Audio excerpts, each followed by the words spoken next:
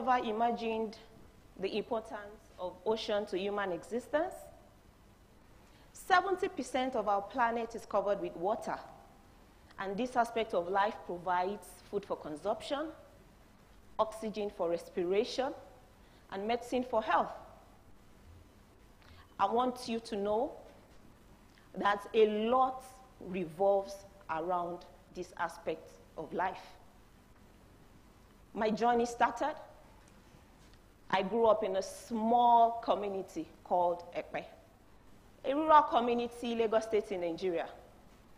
Ekpe, though small and rural, is well known on the map of the country and of the world as a collection point for its export for fishes, because Ekpe Lagoon is well known for a variety of seafoods. So many beautiful seafoods. The list is endless. I enjoyed childhood there because whenever I came back from school, I ran home to snacks prepared by my mom, like there's something we call shawa gbigbe, or fried crabs. And my mom is a good cook, trust me on that. She would cook egusi jebu for us with very big crabs. They were very yummy, seriously.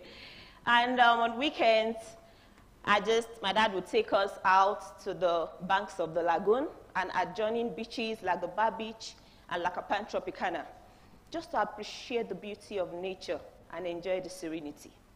Whenever we had visitors to come around, the highlight of entertainment was preparing delicacies of seafoods for them, because they knew Ekpe was the home of fishes. And I loved following my mom to the markets to purchase those fishes. At the markets, most of the women that we meet were very hardworking. You see some of them even going offshore to fish. We see some women carrying their babies, their toddlers, breastfeeding them by the smoke all day and night to smoke the fishes. Some of them were hawking. They were the major occupants of the market. Growing up in Ekpe was so much fun. But I couldn't stay home forever, so I had to go study at the university.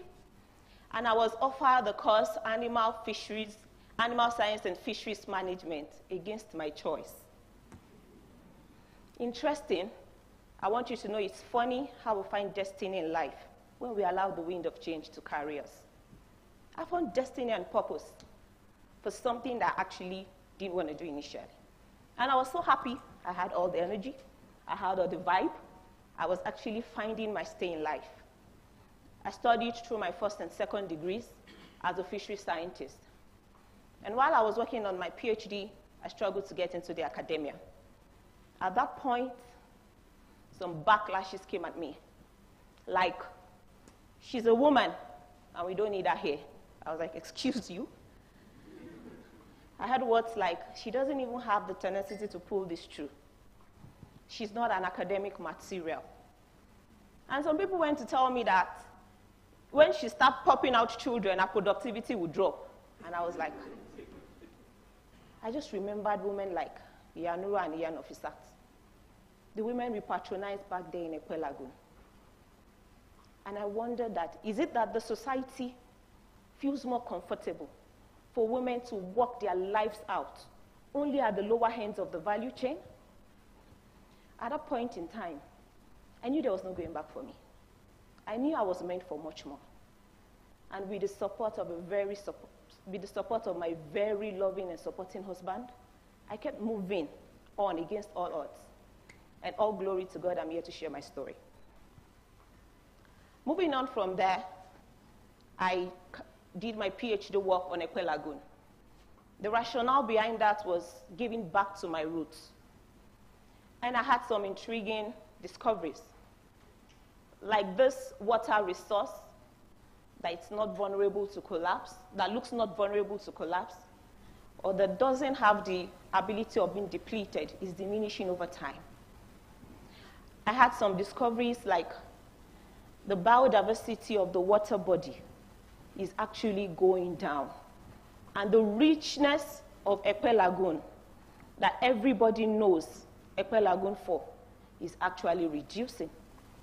And that the water parameters are changing, both physically and chemically, as a result of changing climate conditions and pollution. After my PhD, after such discoveries, as a researcher, there was an urge. You've discovered this thing. So I started working towards solutions. One of the solutions I worked on was reducing the influx of pollution into the water, most importantly, sewage. I worked on identifying the types of seafood and species that were being threatened or going into extinction, and look at their potentials for culture to ensure that they will continually be in our waters. And to also help dependent livelihoods and economies adjust with the change that is happening with the water and that ecosystem. And in doing that, I discovered that it is high time that we advocate, honor, and amplify the struggle of all the women like Iyanura and Iyan Nofisat that are working tirelessly at the value chain of small-scale fisheries. They are the major stakeholders of this sector. It is high time we take them from the stage of invisibility to the stage of visibility where they belong. It is high time to amplify the struggle of female scientists in the fisheries sector, because for female women to get high, they would have broken barriers. We need to show the world what women like this are made of. Will you join me in this call to empower women in science, to empower small-scale fisher women for sustainable food systems? I can't do this together. I need your partnership. I need your collaboration. I need your funding. And I want you to know that together we can, because when the root is deep, there's no reason to fear the wind. Thank you.